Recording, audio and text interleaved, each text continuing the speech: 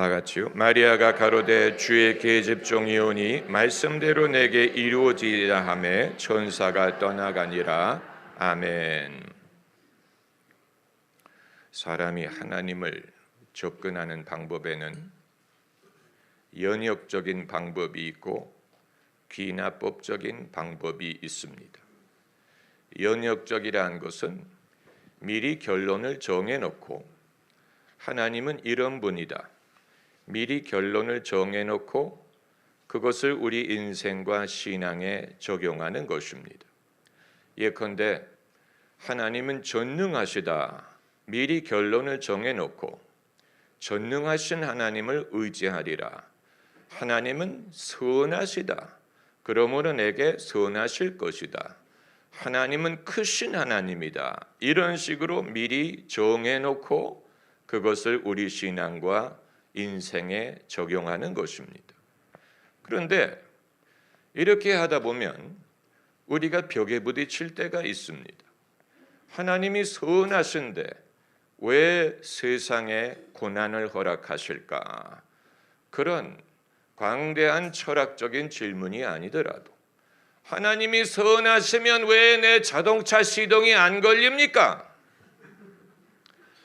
또 하나님이 위대하시고 거대하시면 왜 하나님이 편협하십니까? 왜 믿지 않는 사람을 지옥에 보내십니까? 이런 벽에 부딪힐 수가 있는 것이고, 또 하나님이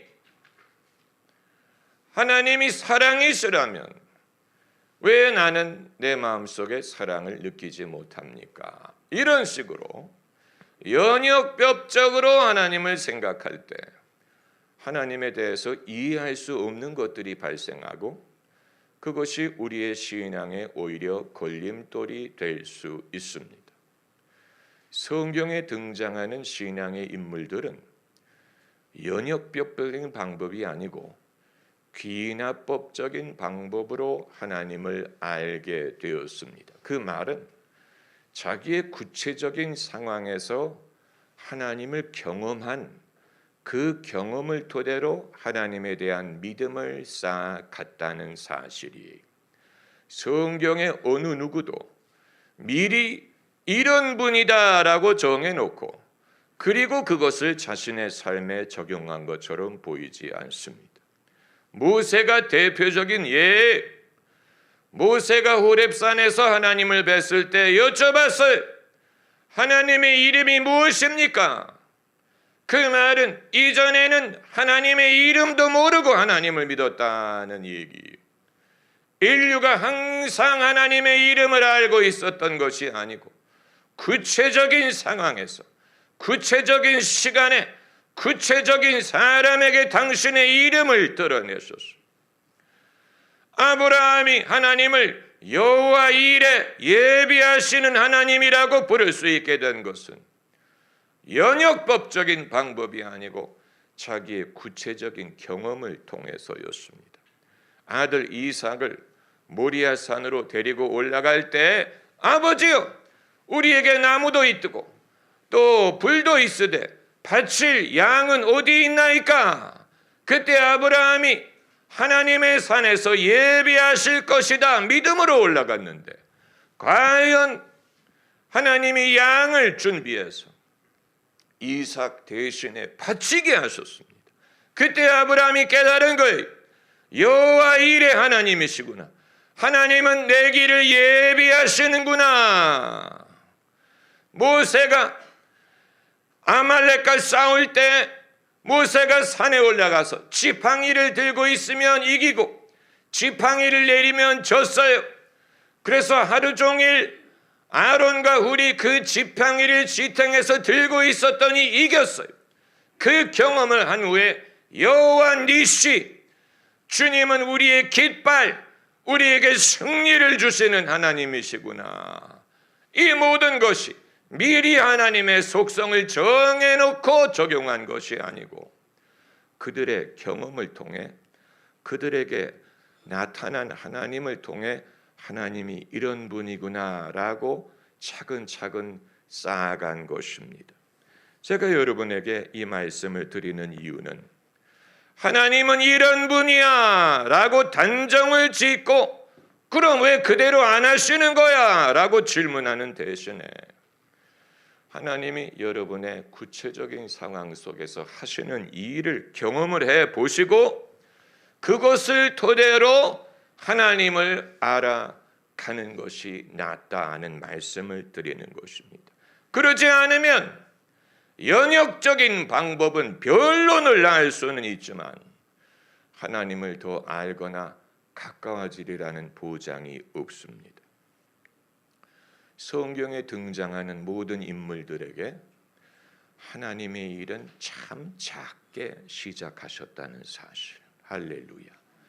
작게 시작했어요. 크신 주께 영광 돌리세.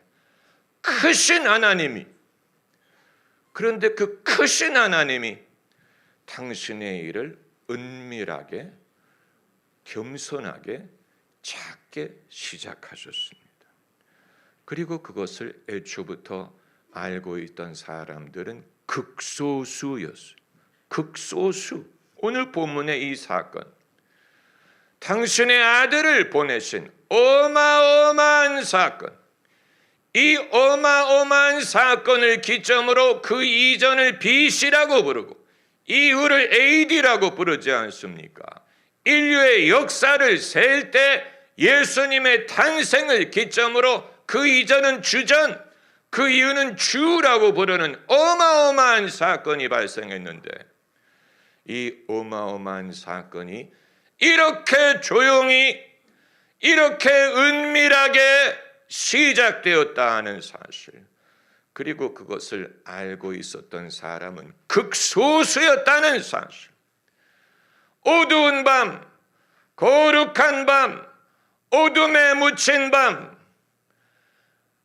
이 일을 알고 있었던 사람은 마리아, 요셉, 엘리사벳, 저들밖에 목자들, 동방박사 정도였습니다. 우리가 이것을 통해 겨자씨 비유가 이게 장난이 아니구나, 겨자씨 비유가 농담이 아니구나, 정말로 겨자씨구나, 겨자씨의 특징은 작다는 것인데 하나님이 하시는 일이 그 크신 하나님, 우주를 지으신 하나님, 그 크신 하나님이 하시는 일은 작게 시작해. 겨자씨와 같은 말씀, 겨자씨와 같은 약속, 그리고 우리의 겨자씨와 같은 믿음으로 시작합니다. 작은 시작을 멸시하면 안 됩니다. Do not despise the small beginnings. 작은 시작을 멸시하지 말아라. 여러분이나 저나 하나님이 우리의 삶에 하시는 것이 있다고 믿는다면 그것은 심히 작게 시작해요. 심히 작아서 남들에게 보여줄 것이 없어요. 그러나 그렇게 시작합니다. 나중에 모습만 봐서는 태생을 알 수 없습니다. 믿음과 순종이란 이렇습니다. 마리아가 동정녀가 성령으로 잉태하리라 하는 것을 마리아가 어떻게 감당을 할 수 있었을까? 천주교가 마리아를 숭배하는 바람에 개신교는 마리아에 대해서 말하기를 주저하지만 마리아가 10대 중반의 소녀였을 텐데 아이들이 약간 밖에서 조용했으면 예배를 진행하는 데 도움이 되겠습니다. 이 마리아가 10대 소녀였을 텐데 이 10대 소녀가 성령으로 잉태할 것을 자기가 알고 감당하기가 얼마나 어려웠을지 여러분 상상이 되시죠? 요셉과 정홍한 상황이었는데 만약에 내가 성령으로 잉태한 것이 나타나면 이 결혼은 어떻게 되는 거야? 요셉이 나를 버릴 텐데, 내가 사람들에게 욕을 당할 텐데, 내가 사람들에게 버림을 받고 나쁜 여자로 낙인이 찍힐 텐데 나는 앞으로 어떻게 먹고 살고 내 인생은 어떻게 되는 거야? 생각이 생각을 물고 염려가 염려를 물 수밖에 없습니다. 만일 마리아가 그것을 염려했다면 하나님, no thank you, no thank you. 이거 나에게 지나가게 해주세요 라고 했을 거예요. 미래를 염려했다면 이것을 감당할 수가 없습니다. 마리아가 미래를 염려했다면 하나님, 저를 비켜가 주세요. 저를 제외해 주세요. 저는 자신이 없어요. 자신이 없지요. 하나님이 미래에 대해서 한마디 말씀하지 않았어요. 아무 말씀도 하지 않으셨어요. 그러나 마리아는 하나님이 이렇게 시작을 했다면 당연히 책임을 지실 것이다. 미래 일은 내가 염려한다고 된 것이 아니다. 내일 일은 내일 염려하면 되겠지. 그래서 말하기를 저는 계집종이오니 말씀하신 대로 내게 이루어지이다. 여러분, 이것이 믿음이 아기들이 밖에서 좀 조용하도록 알려주시기를 바랍니다. 할렐루야, 할렐루야. C.S. 루이스가 말하기를 인터럽션은 하나님의 인도의 일부다라고 말했어요. 중간에 이런 일이 발생하는 것을 이상하게 여기지 말고 그것이 하나님이 하시는 일의 일부다. C.S. 루이스가 한 말이에요. 마리아가 정말로 예수님의 모친이 될 만한 인물이었다는 증거가 바로 여기에서 볼 수가 있습니다. 제가 최근에 여러분께 드리는 모든 말씀의 공통적인 주제가 있는데 그것은 뭐냐면 하나님께서 하시는 일은 아주 중요한 것입니다. 하나님이 하시는 일은 당신의 말씀으로 시작된다는 것입니다. 그래서 오늘 본문에서 천사가 말하기를 내가 아직 처녀인데 어떻게 이런 일이 있습니까? 라는 질문에 천사가 뭐라고 말했냐면 대저 하나님은 능치 못할 일이 없다고 하신 게 아니고 하나님의 말씀은 능치 못한 게 없다고 했어요. 말씀으로 시작하시는. 당신은 하나님을 어떻게 만났습니까? 라는 질문. 아마 여러분 모두가 궁금하게 여기실 거예요. 목사님은 하나님을 어떻게 만났습니까?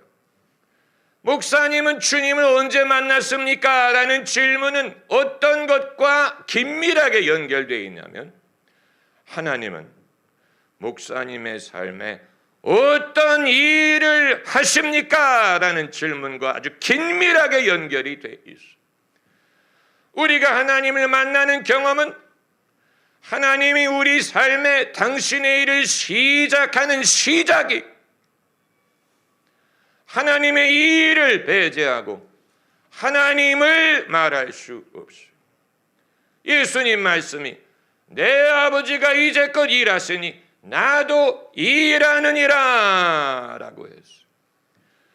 하나님이 당신을 마리아에게 나타내신 것은 마리아를 통해 당신의 일을 시작하기 위한 것입니다. 아브라함도 그렇고 모세도 그렇고 엘리야도 그렇고 사무엘도 그렇고 다윗도 그렇고 바울도 그렇고 베드로도 그렇고 다 마찬가지. 하나님이 당신을 우리에게 나타내시는 것은 당신의 일을 드러내는 것과 동일한 것입니다. 아주 중요한 것입니다. 그러므로 하나님이 당신을 드러내실 때 말씀을 통해서 드러내시고 그것을 통해 당신의 뜻을 나타내십니다. 그냥 우리가 이렇게 하면 안 돼. 그냥 하나님 크시잖아요. 하나님 전능하시잖아요. 뭔가 해보세요. 하나님 위대하시잖아요. 좀 해보세요. 선하시잖아요. 좀 내게 좋은 것을 주세요. 이렇게 해서는 아무 일도 일어나지 않습니다. 하나님 전능하시잖아요. 뭔가 좀 나에게 해보세요. 그렇게 해서는 아무 일도 일어나지 않아요. 무솔리니가 젊었을 때 그런 식으로 하나님을 대적했어요.